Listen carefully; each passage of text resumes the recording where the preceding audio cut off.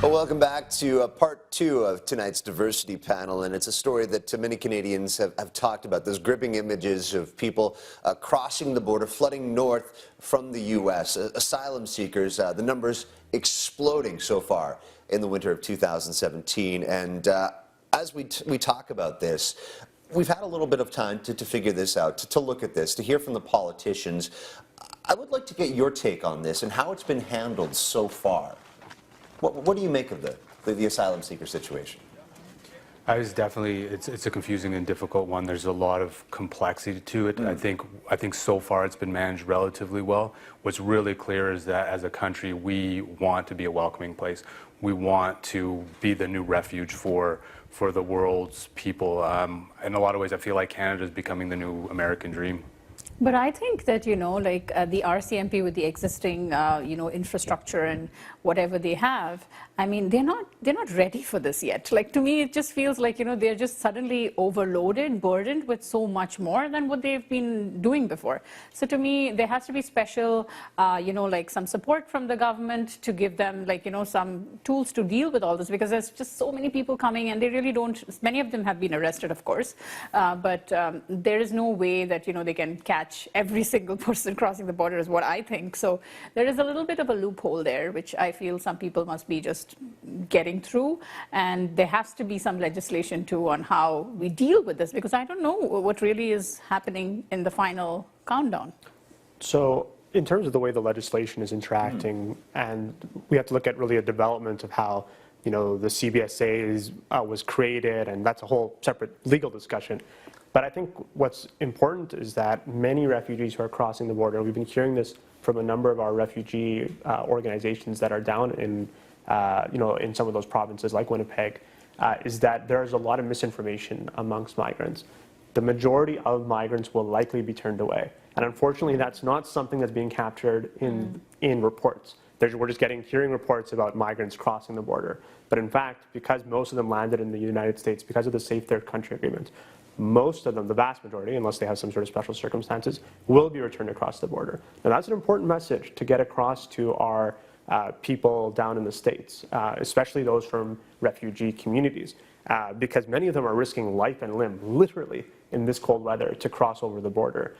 And for them to be kind of turned back to go here, there, and back again is just too cruel.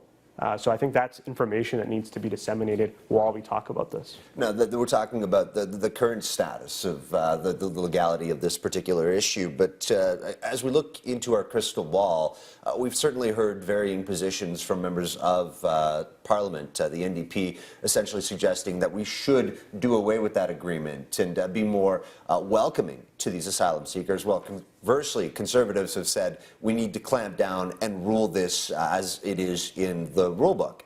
What's your take? What should be the approach on this? Because we've seen from the Liberals right now, very, very lukewarm in terms of giving a definitive answer. This is a place where it probably is time to grow that backbone.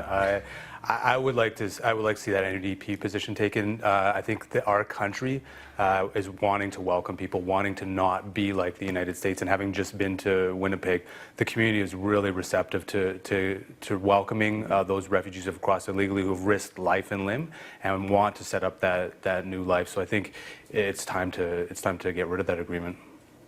I would agree that, as Canada has been looked at around the world as a welcoming country, and then Trudeau has said so many times that, he's going to increase the number of refugees to our country. So I don't see the reason why there should be a clampdown, because when you are on one side getting people in, why is this not being accepted? Because people are really scared and they're running with their lives. And it's just so sad to see some little kids and families in this kind of situation, especially with the temperatures we've been having recently.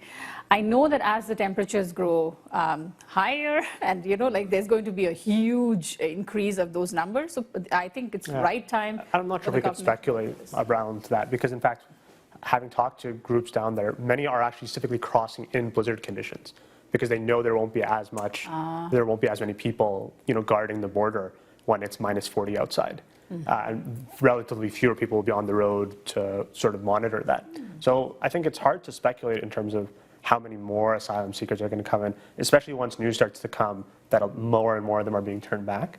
But I do think that, I totally agree that we need to think about where are we going as a society when we feel we can have a safe third country agreement with the Trump administration, which is incredibly anti-refugee by its own admission, by its own volition. So it's hard to think like, okay, how can you have this safe third country agreement with a person who's saying, I don't like refugees, I don't want refugees? How can that then be? It's a catch-22. It's a catch-22. How can that really be a safe third country? Well, it'll be very interesting to see because I don't anticipate, as the temperatures do improve, that we will see a sudden stop to this going forward. Definitely food for thought. Thank you so much for coming in to talk about this tonight. That is it for your Friday edition of the Diversity Panel.